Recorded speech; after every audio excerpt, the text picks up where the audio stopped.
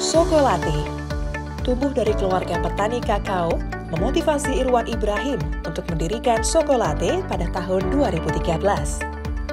Beliau membuat produk Sokolate dari biji kakao pilihan dan kakao fermentasi khusus yang diperoleh dari para petani di Provinsi Aceh yang kemudian diolah menjadi berbagai macam produk coklat dengan rasa yang khas.